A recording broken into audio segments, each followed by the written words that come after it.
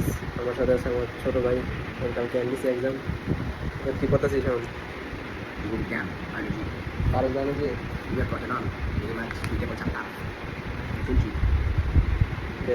পরে আর কি করবো, কিছু করবি না। আচ্ছা এখন দেখি গাইস কালকে কি হয়। এক্সাম দেওয়ার জন্য তো খুব সকাল সকালে বেরোতে হবে। ও শিফট করছে 8টায়।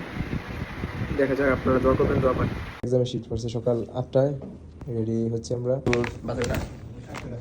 ফাইলে আছে ওর এডমিট কার্ড, এনডিসিতে এডমিট কার্ড দিলাম এটা। দেন আছে ওর এইচএসসির মার্কশিট, এসএসসির, তারপর আছে এসএসসির এডমিট কার্ড অ্যান্ড এসএসসির রেজিস্ট্রেশন কার্ড। তিনটে চাইছে, আর মানে বেশি কিছু চাই নাই। এগুলো আমরা নিয়ে নিছি। ঠিক আছে।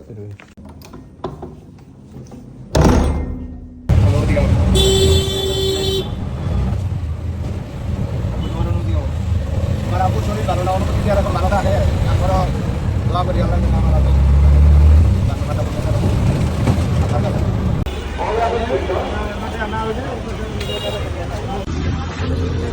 ভিড় থাকে। তারপর বৃষ্টি ছিল, বৃষ্টির মধ্যে যারা পরীক্ষার্থী ছিল তারা যাইতেছিল। এখন অনেকেই ভিজে গেছিল প্রায়। তো এই জিনিসটা একটু যারা পরীক্ষার্থী ছিল তাদের জন্য সমস্যার কারণই বলা যেতে পারে।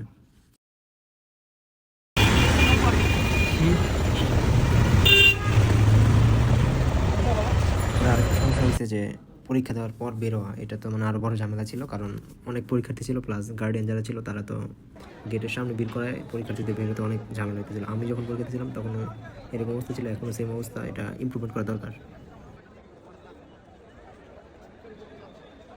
তারপর যখন বেরোয় তখন ওর কাছ থেকে জিজ্ঞাসা করি যে কেমন হয় এক্সাম। তো ওভারঅল ভালোই হয়। এখন দেখা যাক রেজাল্টের পর কি আসে।